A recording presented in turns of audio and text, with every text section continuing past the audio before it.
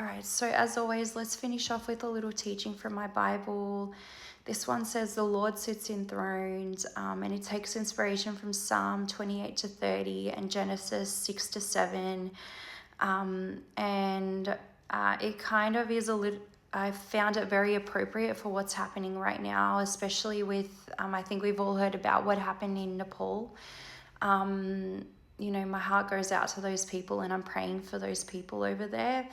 But let's just get straight into this. So on a warm spring day when the sky is blue and the temperature is just right, fair weather makes me want to sing along with the birds. But in my neck of the woods, blue skies can be replaced with ominous clouds without warning. Sure, every year brings a day of pure weather perfection, but there are also thunderstorms, tornadoes, heat waves, and blizzards. Even with Doppler radar, first alert forecasts, and climate control homes, weather remains unpredictable. Fair and pleasant one season, misery making the next. It cannot be pigeonholed or forced to cooperate. We can't make weather patterns bend to our whims or operate on our schedule, even if we have a meticulously planned day that depends on sunshine, or we've been dreaming of a white Christmas since October. Weather does what weather is going to do. Life can be like that too. You might want to grab a raincoat and an umbrella before you read Psalms 29. From thunder and lightning to earthquakes, wildfires and floods, David describes almost every meteorological symbol we might see on a weather map in the short psalm. Since we can assume David didn't moonlight as a weatherman, what was the point of all that weather talk? Why string our worst weather fears together in a single psalm? David tells us the answer up front.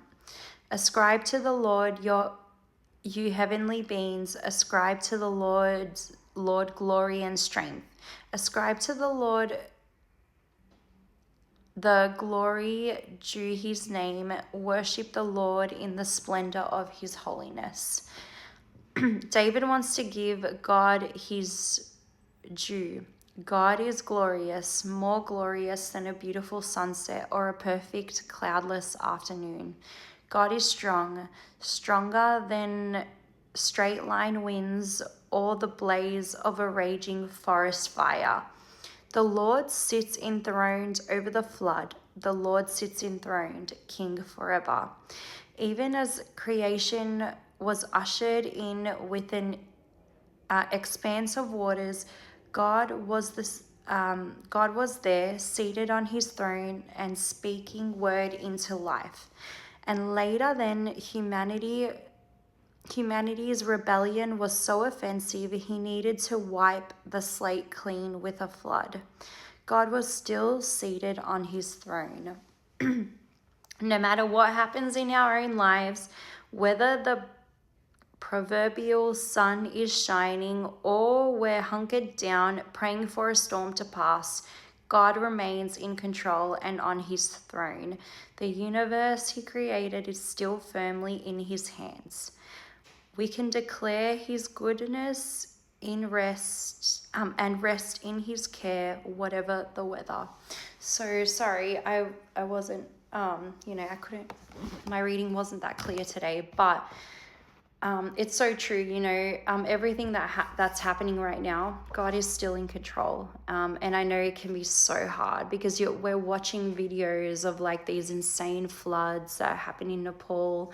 We're watching videos of earthquakes happening in Venezuela, in Colombia, in the Philippines. And one thing that we have to remember is that, God is in control of everything that's happening. And all of this stuff was predicted in the Bible. Like, we knew that these days were coming, and it seems like we're in these days right now. So,